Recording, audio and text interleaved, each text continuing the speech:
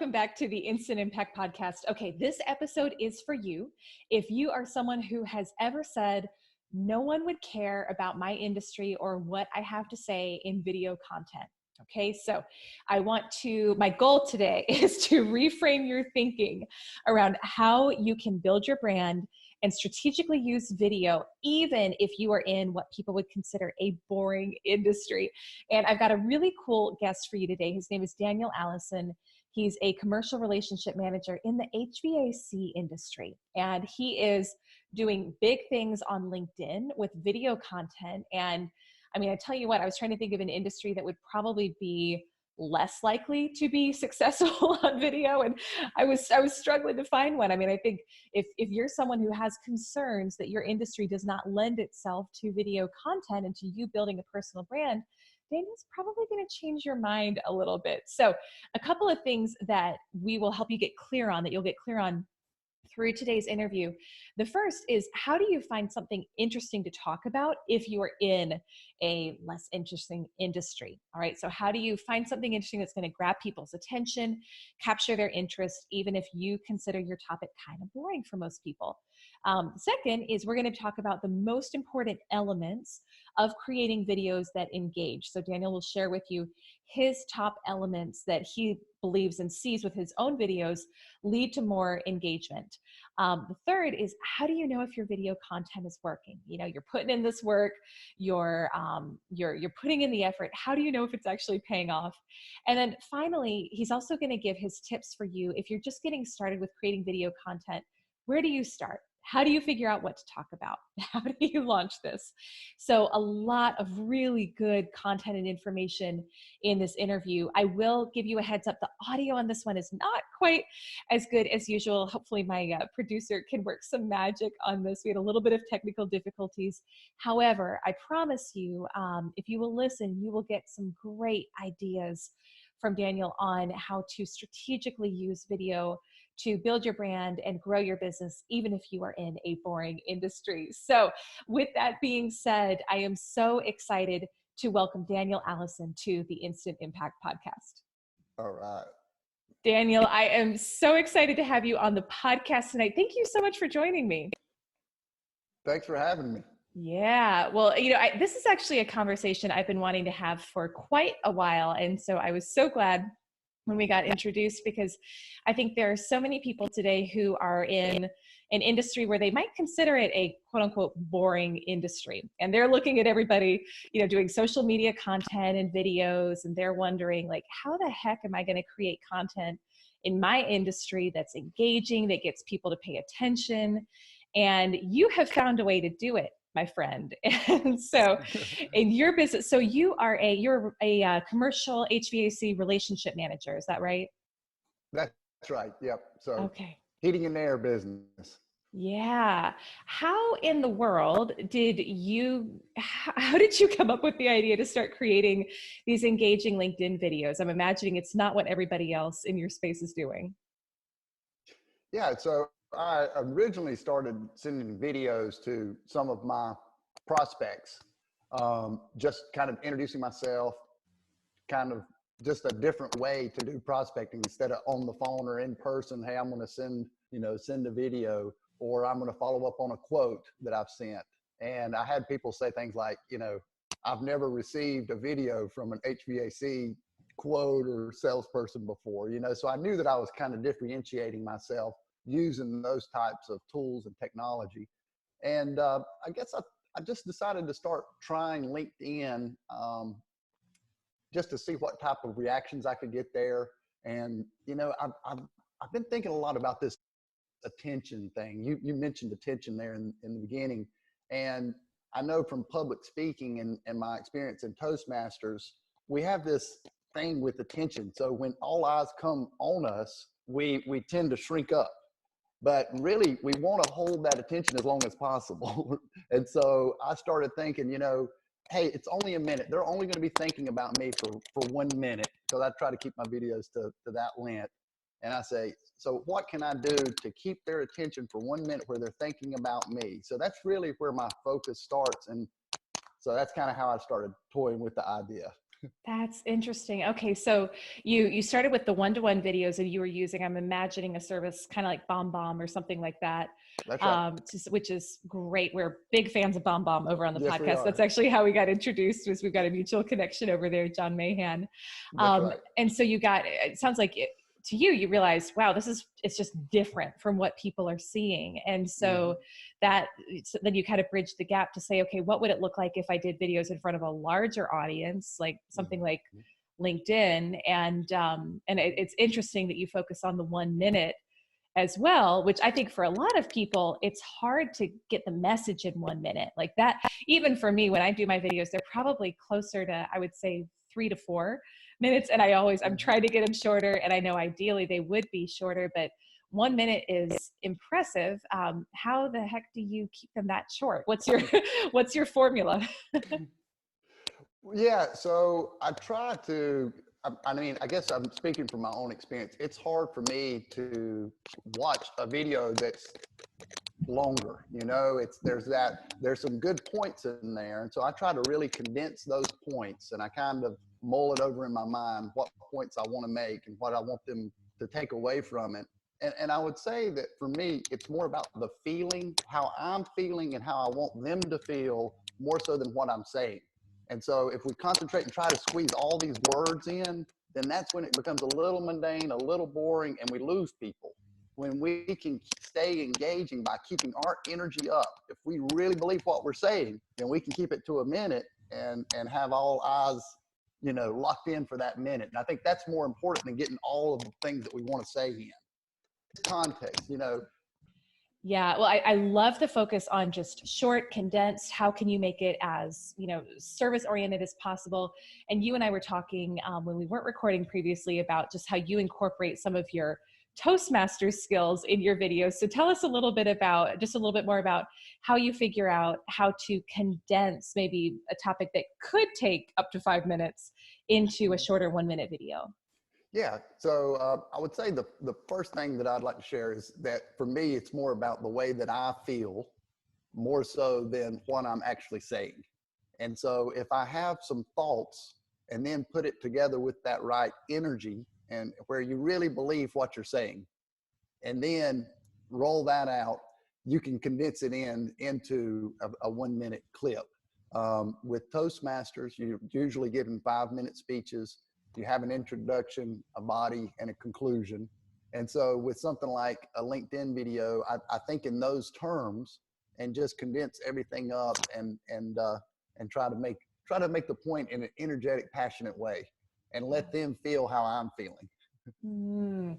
It's so funny because I think that's what makes a great speaker is someone who takes the time to think about that. And I think oftentimes, especially for our social media videos where you're not actually in the room with someone and you're recording it, most likely on your own, it's easy. I think this is where a lot of people get fear of doing video content is they get so stuck in their heads because they're just so focused on themselves the whole time. But Yeah. it sounds like you're so focused on how do I want someone to feel at Mm-hmm. the end of this. And this is something I teach my clients in my video coaching program is you need to feel it in your body if you're going to translate that into someone else's body, right? It's like you have to actually have that feeling when you're recording the video. Yes. So I love That's that you're, huge. yeah. Mm-hmm. That is I've noticed I've tried to do some videos that for whatever reason I had the thought and I knew, hey, this could be a video. This is something that I want to share, but whatever it was, the timing wasn't right. So Mm-hmm. I always like to do the video whenever I'm feeling at my best. My energy's high, there's clarity, and hey, I want to share this, and that's when they come across much better. Yeah. I don't have to schedule it that way. So Yeah, I love that. So tell us I'm really curious how you figure out what to talk about in your videos. Are you doing videos about commercial HVAC? And are people actually watching those? Are you doing them about something else? How do you figure out what the content is? yeah, so I guess what my thought was with this in the beginning is, hey, if I can get some attention through these videos, then I will bring in things about HVAC. So I need to get the attention and then let them know what it is I do behind that attention. So once I have the eyes on me, then I can let them know And that's what I've done with some of the videos. I've just kind of sprinkle in, hey, by the way, I do these videos, these positive videos or whatever you want to say, but I also do HVAC services. So if you're a facilities manager or whatever, then you can bring it in. Once you get the eyes on you and you bring that attention to yourself, then you're able to sprinkle in what you do, and they can tie it together. So if there's a need, they already have that relationship with you, you know. Yeah. So Yeah. Well, and it makes so much sense too, right? Because people aren't, especially in an industry like yours or even mine, it's really any industry, right? We're not necessarily looking for content on commercial HVAC or coaching and personal branding unless we have a need at that moment, in which case you want to show up, you want to be there and be visible if someone brand new like cold traffic is searching for what you do. And on the flip side, you have probably a longer relationship sale. I have that for a lot of my clients. And so if you can build that relationship early and kind of get someone in your world, then when they have that need, the goal is that you're the first one they think of, right? Because you've built that relationship over time. yeah. So for you with your video content, is it motivational? Is it inspirational? Like maybe you can give us an example of a video that you've done that performed well or that really resonated with people. Yeah, I'm just trying to think. I've done so many here recently. It's hard to, and a lot of them they perform about the same. Really, Mm-hmm. nothing extraordinary, but they perform pretty solid. But most of them are just, um, dealing with negative feelings. That was one. I started one with, may I have your, we're talking about attention. I said, may I have your attention, please? And I talked about what we're talking about, which is, hey, it's easy to get that first hook, but then once you have the hook, how long, can I get you to watch the video to the end? I'm just trying to think. I've drawn a blank on Mm-hmm. some of it, but it's mainly positive type videos, things dealing with psychological stuff that might be going on in your Yeah. head and how to overcome that and stay positive. I Yeah. would say that's the main focus.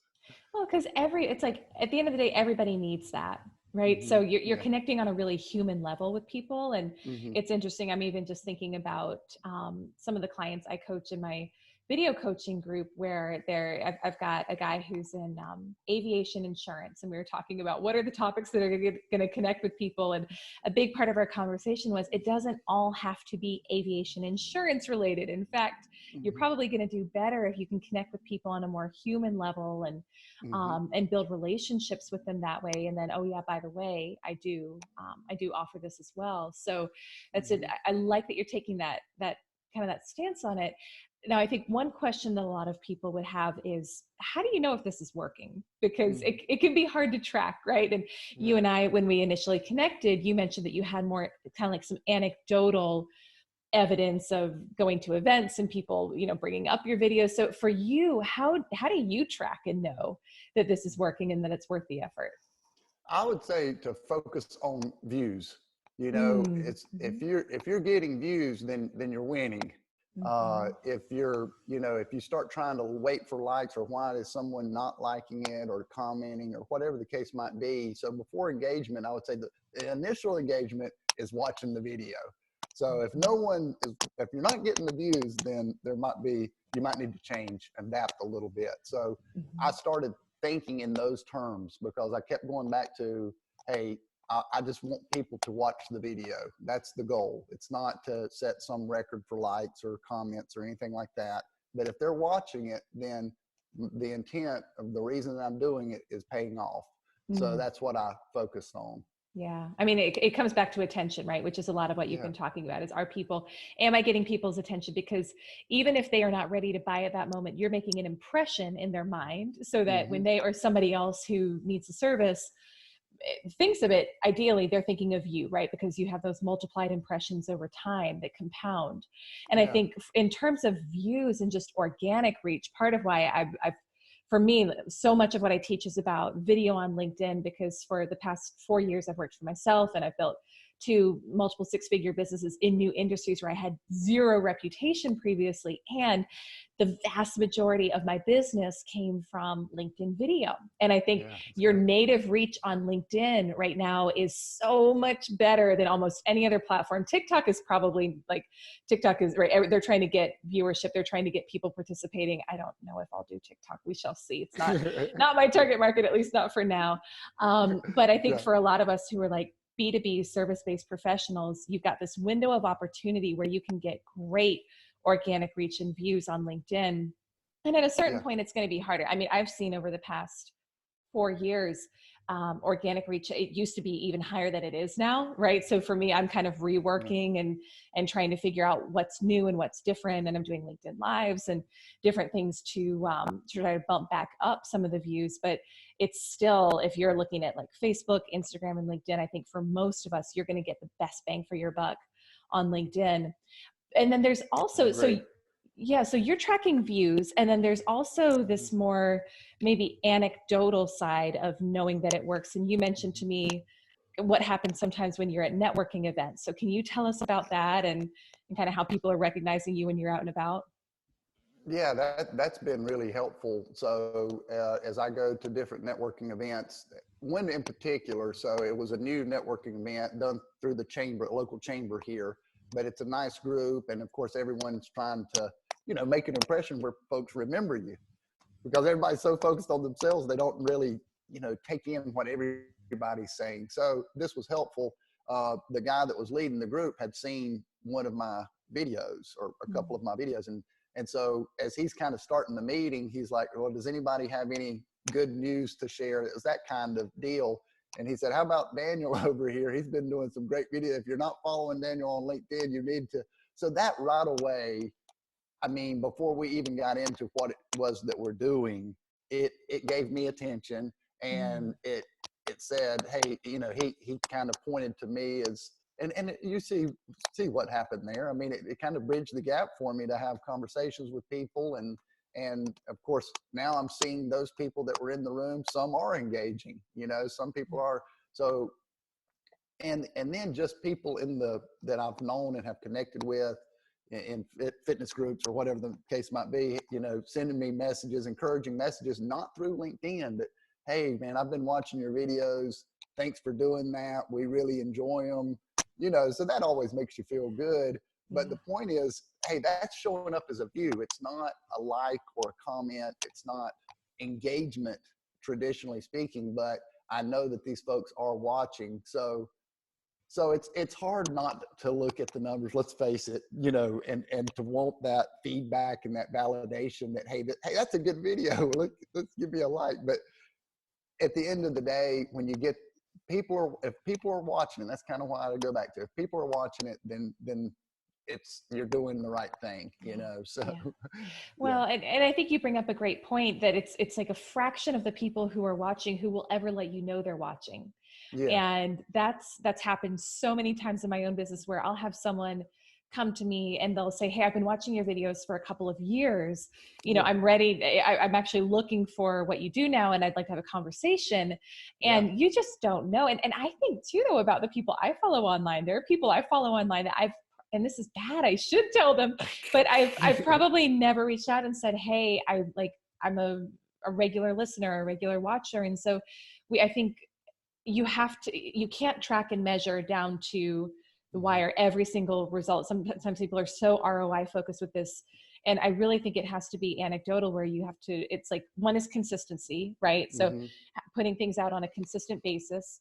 Two is longevity. So knowing that, especially in a longer buying cycle, you may be nurturing someone for months or years before they ever reach out. However, when they're ready to reach out and work with someone in your space, they're going to work with you, right? They're going to reach out to you, even if they've never let you know that they're watching your stuff or engaging with your stuff. So part of it is just having faith, like you said, that look, if people are watching, they're watching for a reason, and it's making an impact, and just playing that longer term game. That's right. Oh, absolutely. Yeah. If you can make that, you're making impressions that you don't necessarily see through comments and likes, and it gets lost in the numbers. But I would agree with you. There was one guy that I reached out to on LinkedIn, does similar type videos that I would I would say that I do. And so of course you always want to look at other folks doing similar stuff. And one of the things that he had said, I was going down the road one day and it just hit me like, hey, that's where I got this thought, was from him. And so I reached out to him and I said, hey, and this was kind of the first time that I had ever even let him know that I was watching, right? But I said, hey, I just wanted you to know that I thought about something that you said in one of your videos today, and it helped me. It helped me in that moment. That was better than anything that I've done, because his response, it really made his day, and it was authentic too, so it was kind of a cool experience. Yeah. So. I love that. And I think that's just a good reminder for all of us, to myself included, like to take the time to appreciate people who are putting out content and who are trying to be helpful, because a lot of times, it's a fraction of the people who comment on your stuff. And then there's always a percentage of those people who are the haters, who have something negative to say. And that's a whole nother conversation, but our attention can tend to go there. And meanwhile, there's this whole other group of people who are watching and being motivated and encouraged, and who are our future customers as well, that we just don't know that they're there because they're not letting us know. So the more that we can reach out and appreciate people and do I love what you did there, just letting him know that it helped you think differently about something, because as a content creator, that's what you want, right? That's the thing that lights you up. Yeah. So for somebody who, let's say there's somebody who's in an industry where you wouldn't necessarily think it would be like ideal for social media. So maybe it's somebody else who's in HVAC or home services, or I know I've got a lot of listeners who are in financial services, and they haven't started yet, but they see the need, they see the opportunity to start creating more content, maybe specifically video content online. What would be some of your tips for somebody who's just getting started? Yeah, I would say that, to look at your own personality and look at your own kind of what I would call talent stack, where everybody's got this unique combination of skills and kind of not only interests, but also things that they kind of are good at or they lean towards. And so you can combine those things. And so it may not be motivational. It may not be something like that. I've seen people do, funny videos, just comedy type sketches. And I'm just not funny enough to do those. But me neither. So good with you. that would bomb. Yeah, that would be tough for a lot of people, but I think some people are suited to do that. And so I would really think, what is it that in my day-to-day life that people notice about me? What am I kind of known for? How can I communicate that to the audience at large so they know who I am? What do my friends, what do they like about me? What is it that they see, and what do I get excited about talking?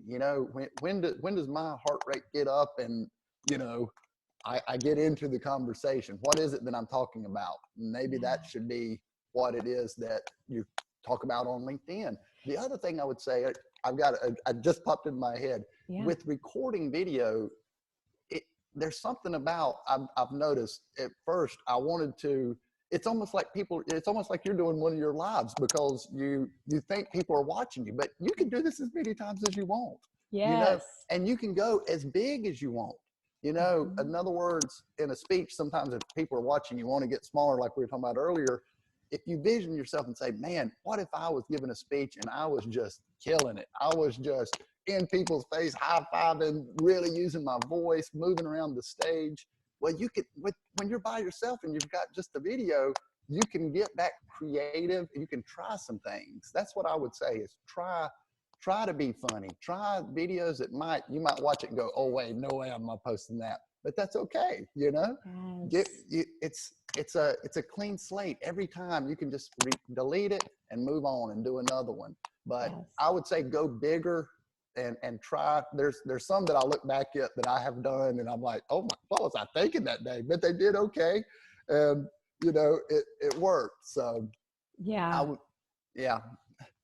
I think there's two like big things that I just took from what you said that I think are so good. I mean, one is just kind of realizing that the stakes aren't as high as we think they are. And with the video, especially if it's not live, I mean, look, if it is live, then you're going to have people watching and that is what it is. But if it's pre-recorded, Like Yeah. you can trash it. It doesn't ever have to see the light of day. And I think sometimes we get so like, Yeah. if I mess this up, my career's going to be ruined. My life's going to be ruined. You just get Yeah. rid of the thing. So I Yeah. like the idea of really stepping into the psychology of, if I was crushing it in a speech, how would I be showing up right now? How would I be talking? How big would my body language and my physicality be? And just having fun with it, I think, Hmm. is such a great tip for anybody. And then the Hmm. second thing that I think you said that's really important has to do with messaging, which is even thinking about like, what are you thinking about right now? What's on your mind? And if you're in an industry where maybe there's a lot of compliance and you have to be careful with what you share and what you don't share, what you say on social media, or where you're like, no one's really going to care about this, this boring element of my industry. Think about, what are the things that are on your mind right now? Because typically with messaging, what's most personal is most universal. So if it's on your mind, it's on somebody else's mind as well. Yeah. And so it doesn't have to be related to your industry per se. Yeah. It really can be just kind of like what's happening right now, can be related to current events. Certainly there's a lot that at the time of this recording with coronavirus and economy, it's like there's a lot of stuff going on that I think Yeah. each of us is thinking about and talking about. And there's a lot of messaging opportunities there as well. Absolutely. Yeah. Yeah. Mm-hmm. Yeah. And I think once people start, once you start and you do a video, and if you're thinking in terms of how can I go bigger, how can I get more attention, then you can start adapting and tweaking what your message is and learn what works. And really, again, we think that people are thinking about us, but they're only thinking about us for as long as that video is, unfortunately. and True. and for people to know about our product, we need to make sure that when they are thinking about us, that we're holding that attention for as long as we can. Yeah. I think it's very important for people not to hit stop during your videos.